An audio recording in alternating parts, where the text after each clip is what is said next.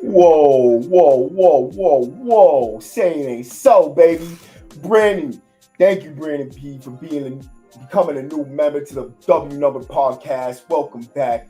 We're live and direct on the best prison podcast on YouTube. I hate to put myself into that category, but it is what it is. But that's not what I'm doing, right? I'm not gonna paint myself into a box. I am everything, man. I do it all, bro. I'm intelligent. I'm in college. I'm pursuing the highest mode of life, which is, spiritual purity, no drugs. I'm sober. I've been sober for more than a year now. October 25th was my sober date of 2024 or 2023. Sorry, was it 2024? Yeah, 2024. Sorry. October 2020 of 2024. That was my sober date. I've been rocking ever since, bro. We've been doing our thing, and basically, what I'm doing tonight is I'm just gonna get into some great Christmas vibes. What guys are going through inside right now, and it's not always that people are having the best time. Like I see in the chat, everybody in the chat, by the way, Tommy, Low Red Eyes, Lewis Alves, Mr. Freedom, and definitely Brandon becoming a new member. Everybody who's already a member, appreciate everything. So basically, there's no like guarantee that you're gonna be having a great time in prison, because there's a lot of guys sitting in the box on prison. But that is to say that even during this time of year, even in the box, people are definitely, any change of pace is definitely welcome. So during the holidays, you got a little bit of different scenery. The people coming into work, like the clinicians, the nurses, even the COs, they have a little bit of a lighter mood. They understand what you're going through. The nurses will always say, like, "Oh, Merry Christmas," or "How you doing, guys?" And it's just a little bit different of a vibe, a little different change of pace. So people are, they understand that we're missing our families. We're not having the greatest time. The food that they're gonna give us is no treat. So they do give us good food. They give us better food, I should say. It's always gonna be some type of turkey for Christmas, Thanksgiving, shit like that. But that just goes with the territory. But how's everybody doing tonight? Oh shit, Charlie, good looking out, player. Hell yeah. Thank you, Going Global. Absolutely, bro. Jay, what's up, Jay? Absolutely. Happy holidays to everybody in the chat, bro. And I just want to start this off real quick. I want to say that in the Bible, right, it says that you should do unto others as you would want done unto yourself. That's for you, COs. Any CO, you're going into the joint. Make sure that you treat those dudes with human decency at the very least. You know that they're people, they're humans, they're in there, they're just like you, except they're behind the cell door. They're no different, man. Them cops are going in there, they're criminals with badges. That's a fact. These dudes commit crimes just like us. But a lot of them comes from the street just like us. They're no different.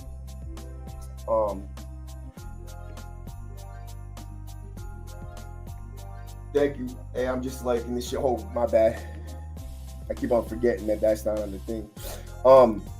So I'm gonna tell you real quick, right? On Thanksgiving, this is the reason why I know cops, they come in there and they gotta stick up their butt sometimes. They blame you for having to be there for the holidays and shit.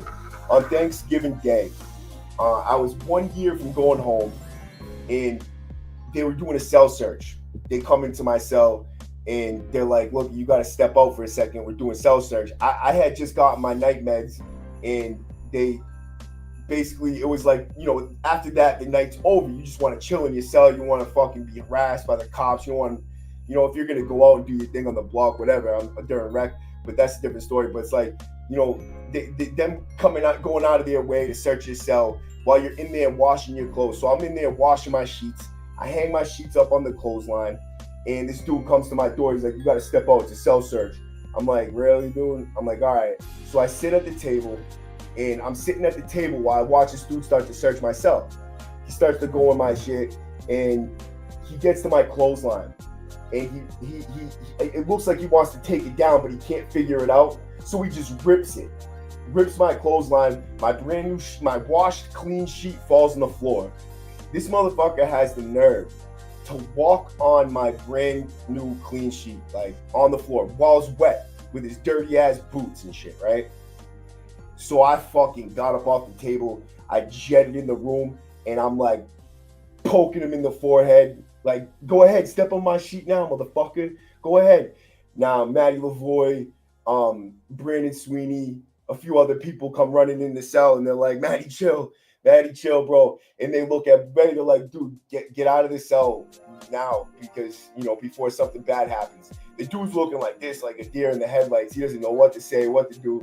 And he takes off, right? So everything's smooth, like nothing happens.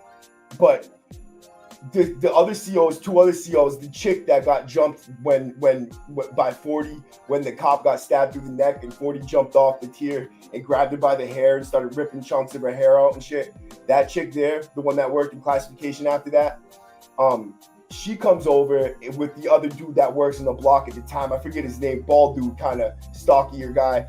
He comes over and they're like, hey, what's going on? Like, you got everything all right? I'm like, yeah, everything's great.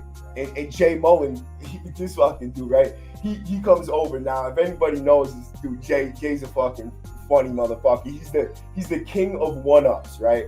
The king of one-ups. I'm gonna tell you another story about him, dude. He's fucking hilarious, right? So he comes running over. He's like, hey, you guys got a problem with Matt? You got a problem with me?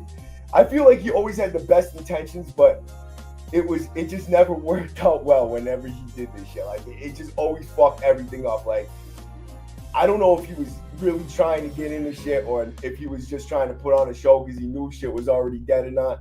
But he comes over running his mouth doing this shit. The cops are like, all right, everybody, lock in. I'm like, Jay, what the fuck is wrong with you, bro? It was literally almost the end of the night, and we would have just been sliding. We were smooth. The cop didn't want any problems, bro. He knew he was dead wrong for what he did. So I'm like, you know what, man? Fuck it, dude. We lock in. I don't get loved or anything like that, but it's the type of mentality they had. So now a week goes by, a few weeks go by because it's literally Christmas pictures. We're doing Christmas pictures that day. So I had gotten my picture taken. Matter of fact, damn, I wonder if I have it. I'm gonna find it. I think I have it on my phone. We're doing Christmas pictures, and we were all lined up in the hallway waiting for our medication and shit. And let me go to my uploads real quick because I know I have this picture, dude. I'm gonna show you. You're gonna be laughing, dude. I was so skinny. I was a little scrawny little fuck, bro. I was only 23 years old, I think, at the time. Wait till you see this picture. You're going to die laughing, dude. I was so skinny, little young prick. I got into a fight with the CO. I'm going to tell you, I got into a fight with the CO right after this because of this. Again, Jay Mullen, right? Fucking, he's a knucklehead, bro. But you know what? I do like the kid. He's never did me any dirt. You know, he means well. Like I said, he's just a little bit of a knucklehead. Let me get this picture for you real quick, dude. It's hilarious. Oh, man. I know I got it right here. Hold on. Okay. Right here. Boom.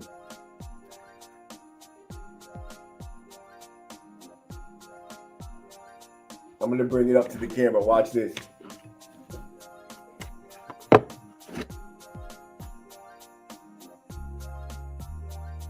You see it?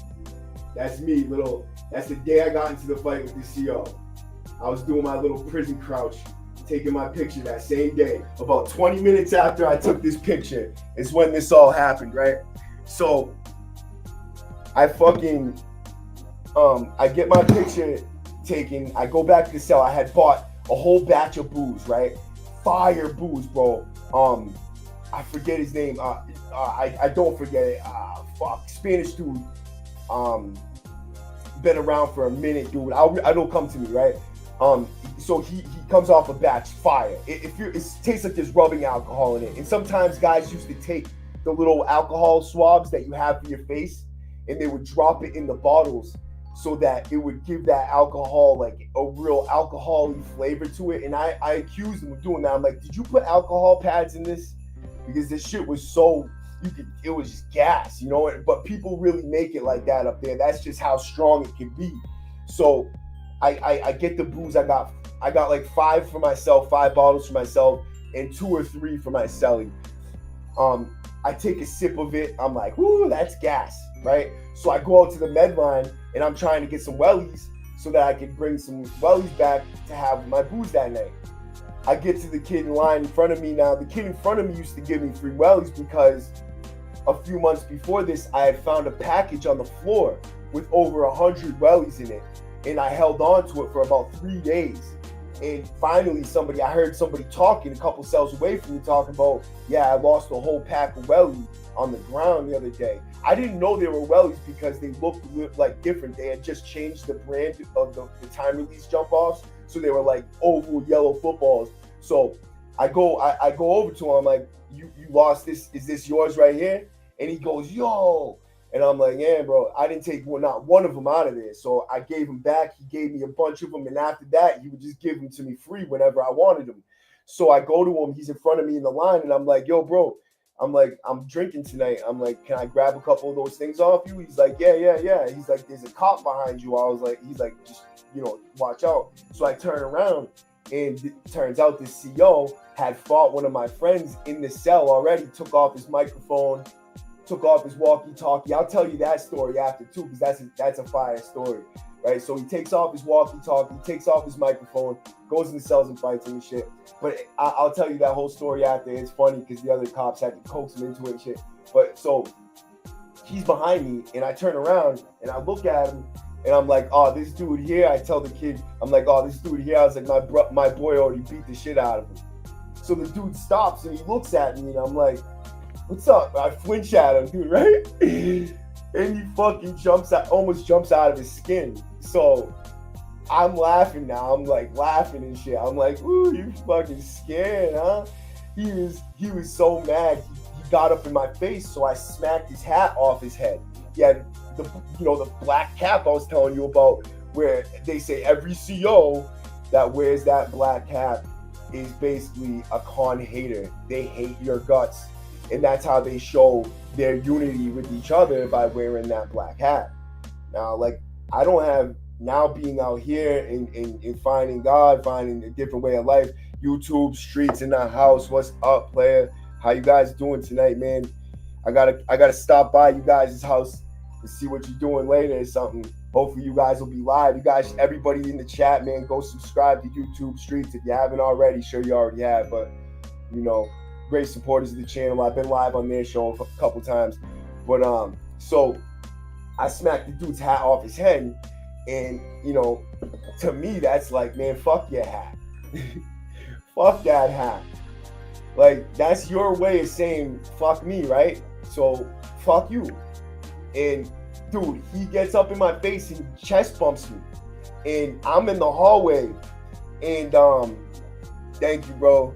I'm in the hallway, and I look over and I see the CO at the desk, and I'm like, okay, now I'm about to get pushed out into this hallway so that cop will be able to see us. That was the same cop that ran over the other night when I was poking Bouvet in the forehead. So fucking, I try to like lean into him, and I'm like, look, man, wait till you do your round and come in my cell, because he had already did that with my boy Drew. So I'm thinking, he'll do it with me too. Why get in trouble out here in the hallway? So he's like, oh yeah, he looks at me, and then he boom pushes me out into the hallway, right? So I'm like, fuck, right? So I put my hands up. I'm like, what? I got no problem, like, looking around, like, I don't want no smoke, right? Because I'm not about to catch another case. Literally, again, 1 year before I go home, because I had already turned 2.5 years into 6 years from on and afters, fights with COs, destruction of property, and just fights with COs. It just kept on going. So I'm like, you know what? Fuck this, bro. Now I'm thinking again, right? It takes me a couple of seconds after every altercation starts for me to start thinking about the consequences or something. I don't know, man. Sometimes I think about them, especially when it's a CO, and especially when it keeps on pushing my time back. And a lot of people say, oh man, fuck that, I wouldn't care, if it was a CO or not, bro.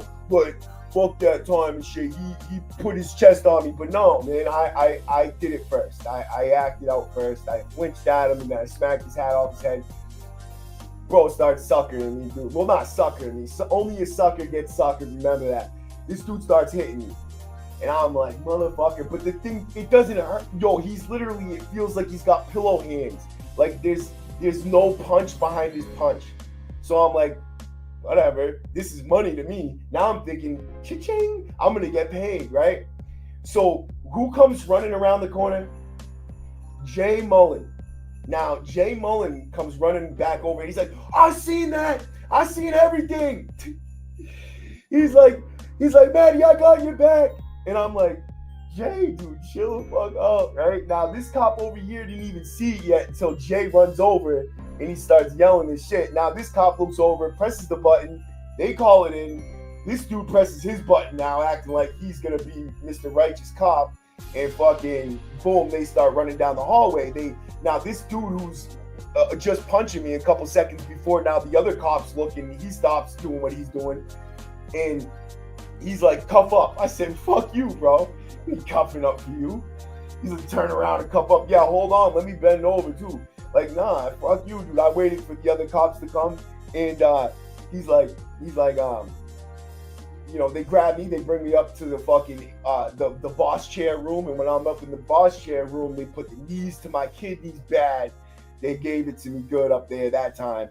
You know, and that's just what happens when you get into a fight with a CO is they put you in handcuffs, they put you in shackles, and they bring you up to the boss chair room where there's no camera, and you know they're supposed to take your cuffs and shackles off of you to strip search you in that room, but lots of times they just bring you in there and beat you up and drag you out of there and say that you were, that you were aggressing towards them, and that's how they get away with it. Is they got 10 of them to be a witness saying that you aggress towards them, even though, you know, there's no way you could aggress towards them while you're in handcuffs without it just looking ridiculous. Like, what am I going to do? Headbutt you? And I guess you could, but I'd have to be pretty lined up in front of you, not like being pinned against the wall already. But, you know, they get me, part of the game, right? They put me in the hole, and I'm in the hole for 4 months waiting to go to fucking DDU on a tier where I got these young ass kids on the tier yelling all night long. I fucking bugged out on these dudes, bro. That shit was fucking annoying, bro. But that's our holiday. That's my holidays in prison. That's like how it happens for me. Is in November every single year. November is the worst time of year for me. I cannot make it through November, and that speaks all the way up until last year. Last year, in October, I got a dirty urine, but in November, on November 1st, I got locked up. And it was because of that dirty urine. So I got locked up. I did 6 months, but that's, you know, that remains my clean date now. So now that's not just a bad moment in time. It's a moment where I was going down the wrong path again. Can't really say everything I was doing. I just wasn't doing what I was supposed to do, and it could have resulted in me getting a violation that, you know, took my life away. But instead, it gave me a life, and that's not really the only thing that gave me a life. Is what gave me a life is that when I got locked up for that, they told me that they had no choice but to give me a life sentence because that was what my probation was for. They gave me open probation on an armed home invasion. And I hear a lot of people talking about, oh, in Massachusetts, you know, that can't be true. You know, it can't be true. Nobody across this whole country believes that you can get a life sentence for any violation of your probation. But everybody in my chat, you're from Massachusetts, you can say it for a guaranteed fact. You're on open probation. You get a violation of that open probation. You're going to get the weight of that open charge. Doesn't matter what the fucking violation is for, or that you're even guilty of the charge that they bring against you. You could be totally innocent. The fact that you got arrested at all is the violation. That is the violation. You don't need to be guilty. An arrest of any sort, guilty or not guilty, is a violation. Will they a lot of times look at it and say, you know what, this is, this doesn't count, like we're gonna let you out on another chance? Yeah, they might reopen your probation, let you do your thing. But if you have already gotten a violation and taken your time for your probation and gone upstate and then go back and flip that case, lots of times they'll still make you finish that time, or they'll make you fight it in appeals court. And that happened with Beach from Fall River. He did 20 years. He got a home invasion. He had open probation on a home invasion. Mind you, he got a robbery, I believe it was. Oh no, I think it was 3 dirty errands. He got 3 dirty errands, and they gave him that open probation, 20 years. So when he was in there on that 20 years, no, it was a case. He got a case. He got a case on that. And he went in, and then he flipped that case. He beat it outright. Not guilty all the way. They said, you're already doing your 20 years. You got arrested, you violated. So when that happened to him, he went back to court and appealed his probation time and actually won. But that's only because he had a good attorney. He could have very well been stuck doing that 20 years up until this day. Yes, absolutely, Tommy. Hit that like button. Everybody in the chat, man. Tommy Thunder, Jay Ryan, Anarchist, YouTube Streets, Charlie with the $10, bro.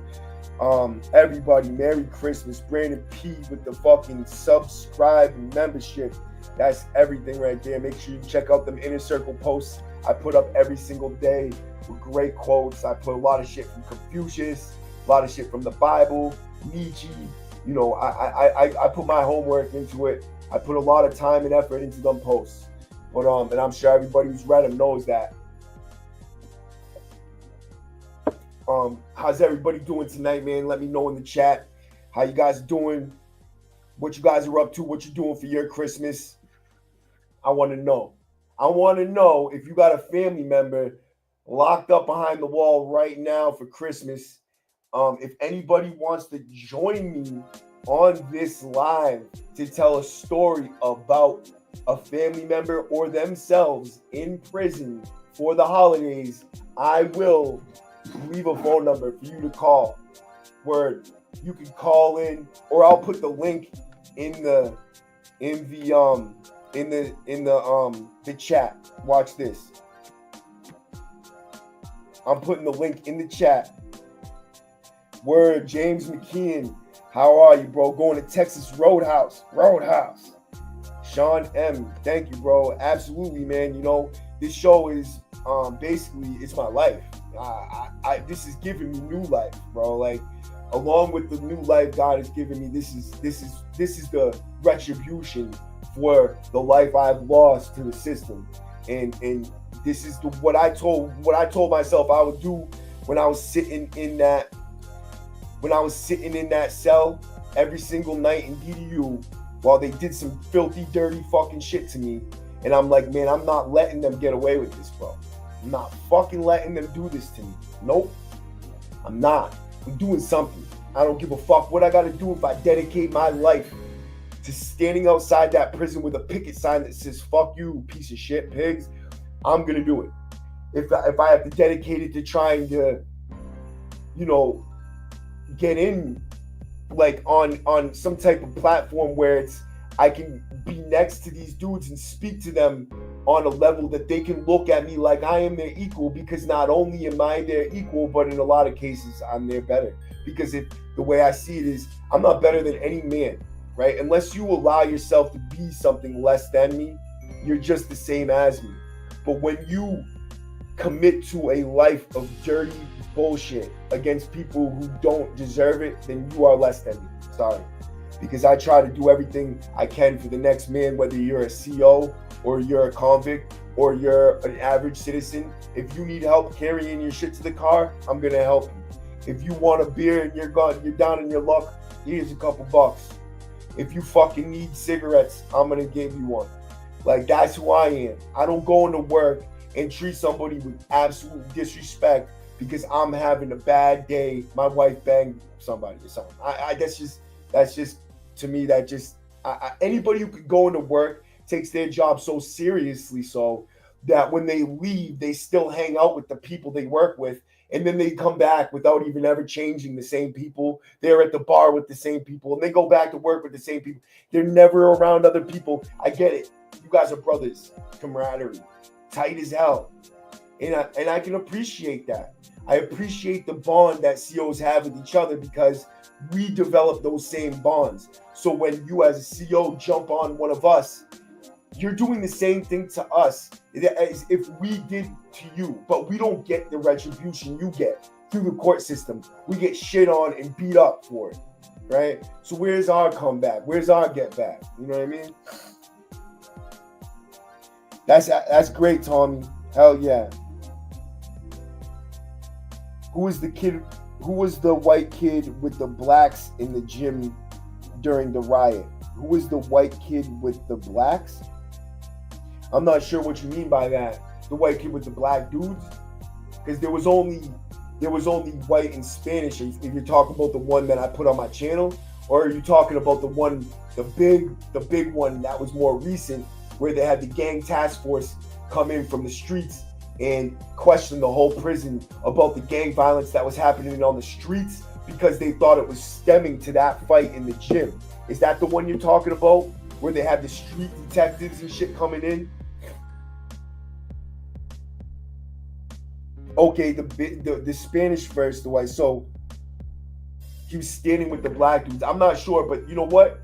He might have just been standing, or he could have been a gang member, because there's, in Massachusetts, they do have white dudes that are down with like the Bloods or the Crips or whatever gang it is on whatever block you're on. For the blocks that we were on at that time, it was Bloods and Land Kings. So if it was a black gang, typically it would have been a blood set. I'm not sure. There's since I've been down, there's been several different white dudes that I know of that were in black gangs, and a lot of them, not a lot of them, sorry. There was a few of them that I really like, that I fuck with, that are good dudes. They grow up in that neighborhood. They come to prison and they stay the same, which is something I can't say for a lot of people. Some dudes that are in black gangs, they come to prison and that were on the streets with them. I mean, not just like guys who go to prison, get down with the black gang and come upstate and change up upstate. I'm talking about guys who were on the streets their whole lives, chilling in black neighborhoods, come upstate and get racist all of a sudden, and then go home and become black again. That to me is whack as fuck. I think that if you're boys with somebody out there and they come in there, and it doesn't matter if they're white or they're black, if that's your boy on the streets, that's your boy in there, bro. I'm not gonna let my boy hang. I don't give a fuck what color he is. But typically, I had all white friends growing up in prison, so like that's just what it was. But like if I had a black friend, I'm riding with my black friend. I don't give a fuck. And matter of fact, I'm gonna tell you a story right now about just such a time where I rode out. A black dude rode out for me. There was on 2 separate occasions this happened because I was friends with them growing up. Rob Silva, big shout out to Rob Silva, doing a natural life sentence right now, up in the max. I could only imagine that he's a depressed individual because he's been pretty depressed. He's locked up, incarcerated now for a murder that he had nothing to do with, and that's legit. I can say that I believe he is totally innocent. He took a life sentence because he didn't snitch. He didn't open his mouth and snitch on the person he knew did this shit, and he took a life sentence while that other dude is out there to this day. Now, good for him, but in my eyes, I think that if I was going to let somebody go to prison for a murder that I committed, I would never sleep again until I got that person out of prison. I would go there and I'd tell them, I don't give a fuck, and you couldn't stop me. I don't care. I'd be in that police station like, man, he didn't do that shit. And it sucks that happens. It sucks because it puts you in an automatic situation where you think you have to give up your life, and it's definitely something to think about. But I know people who have done what I'm talking about right now to get the other person out. So don't let somebody sit in prison for the rest of their life over something you did and not even send them money. Don't even send them a letter. Don't even send them nothing. Fuck that shit. That's some bitch shit. But so, Rob Silver, so we're on J1, right? This is the it's called the RTU. It's I forget what it stands for, RTU. They used to send me there for a couple months every time I got out of DU because they, mental health, they would give it to me like a step down almost back in this population until, I started getting in fights down there and they were like, yeah, we can't have this kid down here. So I go down there and I'm down there for a little bit, bro. I do not like it because they're allowing dudes like this dude, they called him parking lot pimping, right? He was a vicious serial rapist with a rape baby. Bro, he was a different race. So it was like, oh, nah, they gave him a pass. They were riding. I'm like, dude, I don't give a fuck. Dude's not staying down here long. I'm telling you that. You guys get rid of him, or I'm going to get rid of him. And they kept on fucking with him. And then one night, this kid who really did have mental health issues, he had Tourette's syndrome, and he was yelling the S word and the N word out the door while he was on a suicide watch. And some of these people heard it and was like, when he comes off that watch, we're getting him. I didn't know about it. So when he comes off the watch, I had just made a mix for me and this fat, mentally ill person. And I liked him, you know what I mean? He was my little fat buddy, like mentally ill. I had my Riri army down there, right? And I just kind of looked out for him. So I just, I made a meal. I gave him half of the meal. And I made my boy Rob, the other kid involved in this situation, which turned into a melee. I gave him part of the meal. The door was about to lock. I hadn't even taken a bite out of the damn shit yet, right? Put it on my TV. I go into my neighbor's cell and I'm talking to him because he's going home and he's giving me his TV before he leaves, but I have a TV in my cell. So I'm thinking, what should I sell that one and keep this one, or keep this one and sell that one because this one's on my books, but it's not as good as that one, anyways, right? So I hear feet squeaking out in the tier. And some, the fight, it's fight. I can hear it, feet squeaking out in the tier. I go whoop to make sure it's not one of my friends. And I look out, and sure enough, it's this white kid getting jumped by a Spanish and black dude. So I said, oh, hell no. I didn't even know it was this kid that I kind of, I talked to on a decently regular basis because I felt like people with mental illnesses shouldn't be in prison like that. I felt bad for them, in other words. I felt like they're doing them an injustice. They're exacerbating their mental illness incredibly bad. It's not right. The kid was not built for prison. He had very bad mental illness, Tourette's syndrome and all that. And it was dangerous for him. It was truly dangerous, and this is why. So these two kids are hitting him with soaps and socks, and he doesn't even see it coming, so he kind of like balled up and was looking this way and that, and getting hit.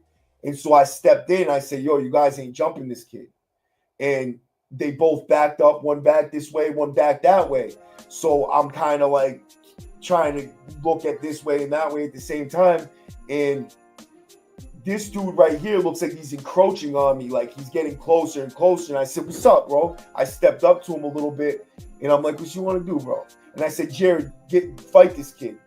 And fucking, he steps up, and he starts lighting this kid, the other one that was jumping him. He starts lighting the kid up, pieces him up, lays him on the ground. He's getting him, right?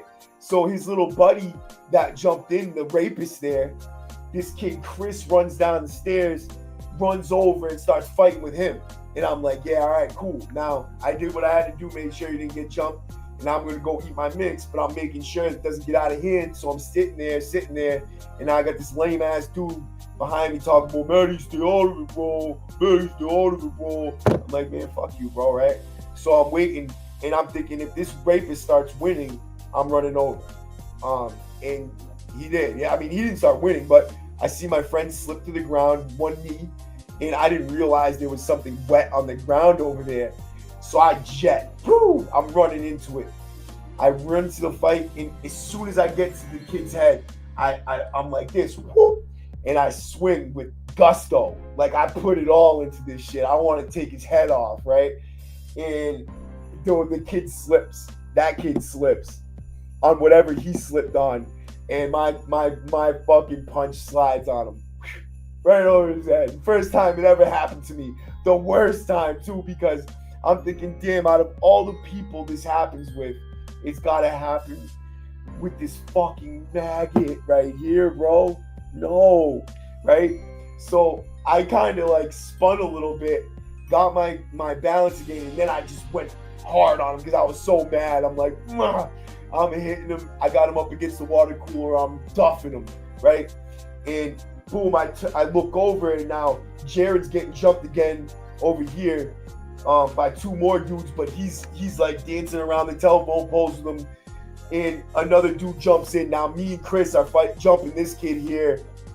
Jared's fighting these two over here, and another kid jumps in for Jared over there, this big Spanish kid, and he starts helping him out, and then boom, the cops come running in the block, and the first person they gas is me, right in my eye, right in my eyeball, right?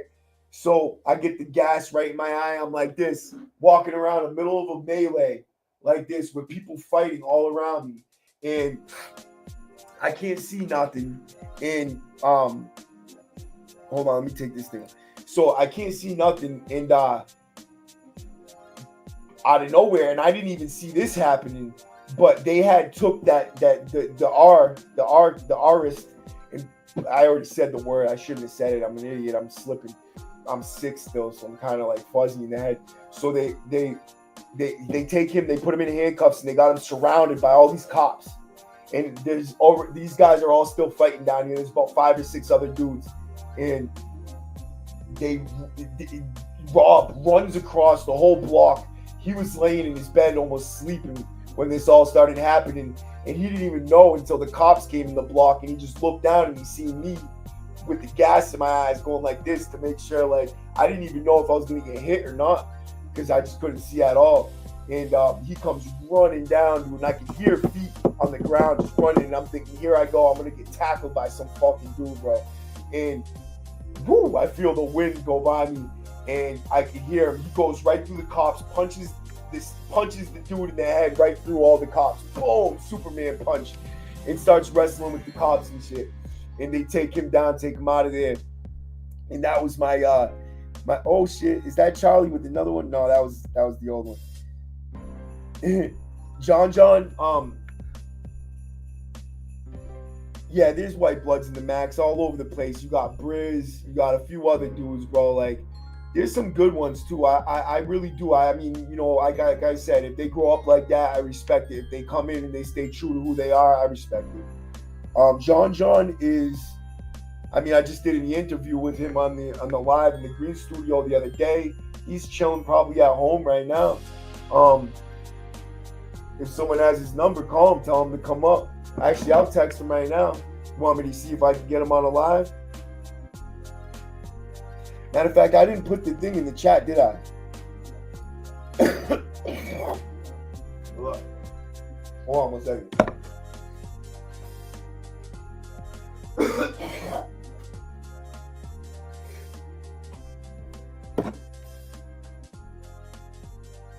Uh-oh, my baby got me an Christmas gift. That's what's up. I can't wait to see what that is. I hope it's some of that shit we used to eat back in the day. Oh, man. Yeah, I'm going to text John right now, see if I can get him up here. Matter of fact, I have another guy that I was supposed to interview tonight, but because of the traffic, he couldn't get here on time, and that's why I am live tonight talking about dope-ass stories from Christmas. And also, to let you guys know, I got Jeff Murray's interview dropping soon. You guys should go check out those shorts. There's just a couple of little things I put out. I don't pick the best parts of the interviews and put them out. I pick the first part that I see that could be any type of like good. Like, and not just good. Like, I'll pick the first couple seconds, then a couple little seconds after that, and I randomly pick minutes out of the interview, and I throw them up online. So it's like a grab bag. You can listen to that those little shorts, and you can get anything out of it, right? Like, I put a lot of. It's not like I just pick it and then I throw it, stick it. I take it out. I put the auto captions on there. I throw some stickers in there for good measure that add into it. I put a decent beat that goes right with the short, the mood of the short on there, and I throw the W number up on it sometimes. But like those shorts, that's the new interview. If you want to go check that out, I got that Jeff Murray dropping real soon. Oh, my boy Lorenzo, he just came home. Lorenzo Beachman, man, salute to you. Great dude from Mattapan. Like, grew up in the trenches. Me and him been riding together in DYS since we were little kids, fighting with staff and all that stuff, right? Great dude. I love that kid to death. Shout out to you, Lorenzo. He's like a brother to me. He's my black brother from a different mother. Great dude, bro. John, right here. John, you want to come live? People are asking for you.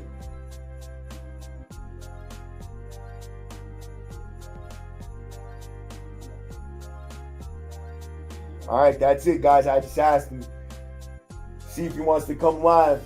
He probably will, knowing John. He loves this shit. Jeff is a great dude, bro, and he does carry himself well. The best thing, I'm not making a short about it because you guys got to watch the interview for it. He jumped in a brawl thinking that his boy was getting jumped. And when he gets to the bottom of the pile, there's a surprise for you there. That is a fucking hilarious story. It was with my people too. Like, he jumped in against my bros, thinking that one of his boys getting jumped. You gotta hear that story, bro. That shit is ridiculous. That shit was fucking hilarious.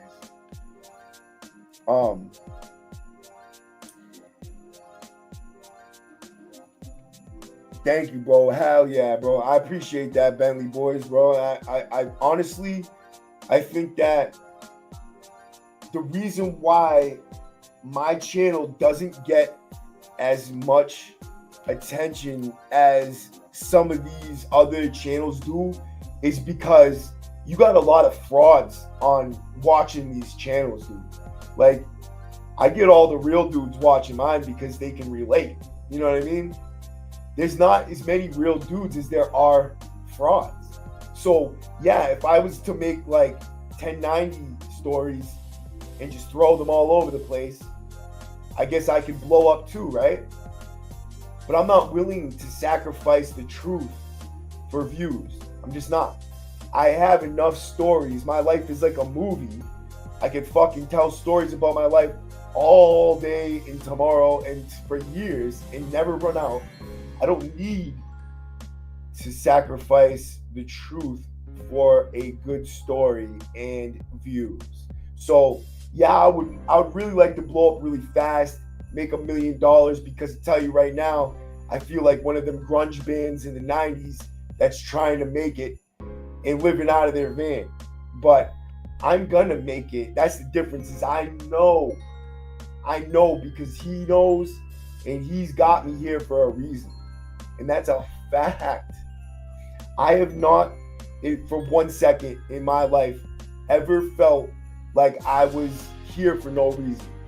I've always, since I was a child, known that I was made for something great. I was made for greatness. And this is what it was. I just didn't know that this is what it was going to be. But I know that I went through all that suffering. All those Christmases, Thanksgivings, holidays, Valentine's Days, Easters, for 19 years I spent in there. 19 Christmases, 19 Thanksgivings, 19 Valentine's Days, 19 Easters, 19 fucking May 1st, whatever the fuck it is, Veterans Days.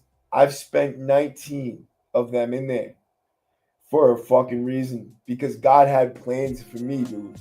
And God's got plans for all of you too. Word, bro. If you believe it, it is true. And they say like perception is reality, right?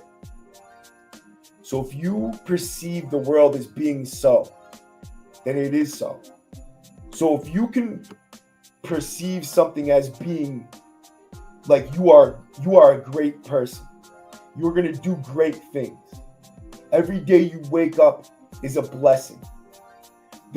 Every day you wake up, you can be grateful that you have been blessed with another day to provide the planet with something positive or a new direction, a change that can alter the path of somebody else's life that could either experience immense amounts of pain and suffering, or you could provide them that little snippet of information, that little snippet of joy that can send it down a different path, and therefore that makes you a great person.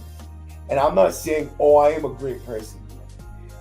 I'm saying that I know I've done this, and I for that I know that is a great thing.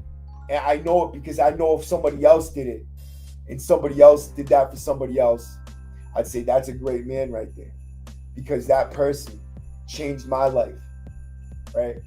If somebody was able to change my life like God has changed my life, I know God is great for that.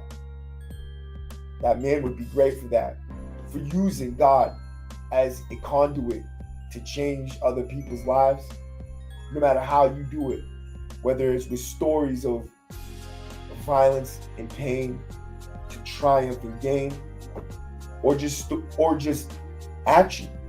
You know, I say action because a boxer, say, right? A boxer can come from the hood, the Medellin in Brazil, or like wherever they come from, some fucking ghetto, some trench, grow up getting shot at. They could have bullet wounds in their face. They get up in that ring and they give it up to God and they win every single fight. They beat them dudes' ass one after the other until they are a champion. With their actions, they have just shown you that God is great, and therefore they are great. Prove me I'm wrong. Tell me I'm wrong. I don't think I am. But I could be.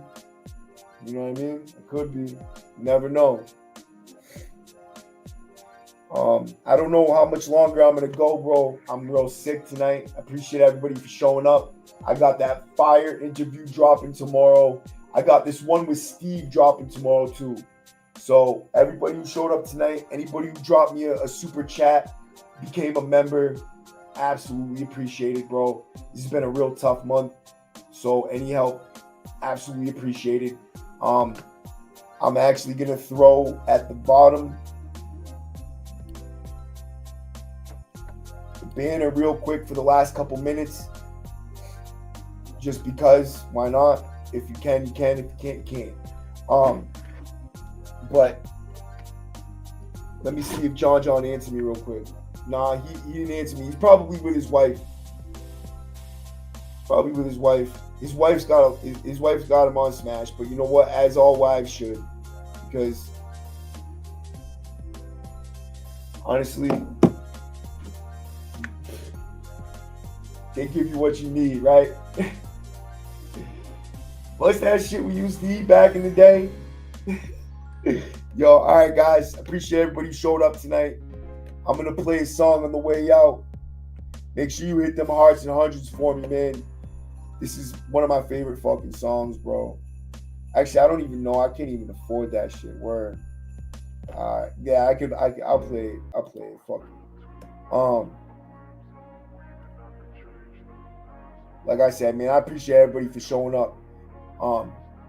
Make sure you guys catch that interview It's gonna be fire, bro. I've already listened to it. It's fucking fire, bro. Probably one of the best interviews I've had. Just because the way the dude talks, the way he explains things, I've went into absolute great depth with him. And I let that ride out. If someone tried to shoot a shot at me like, oh, you should let them get on Ian Big. He goes, it's like, man, fuck Ian Big. No, I'm just playing, man.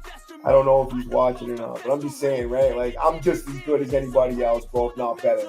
I'm a beast.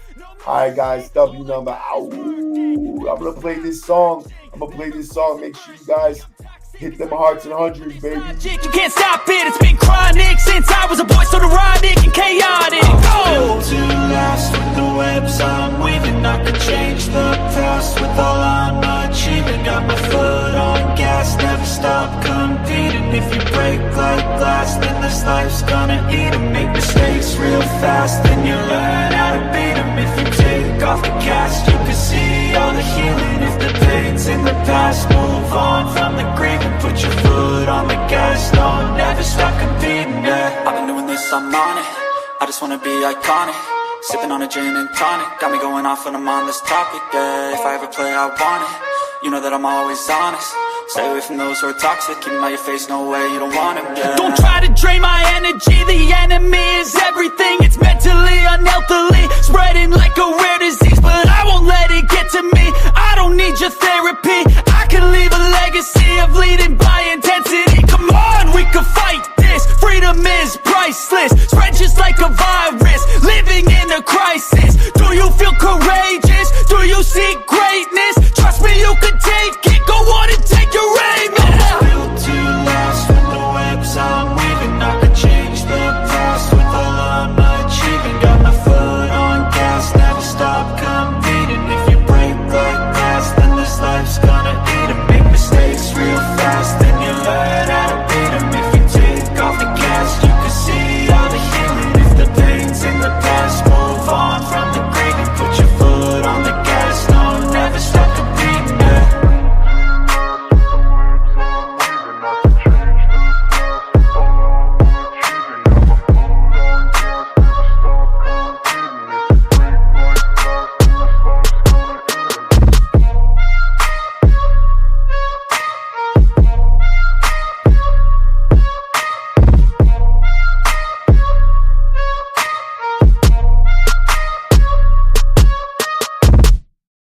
Always been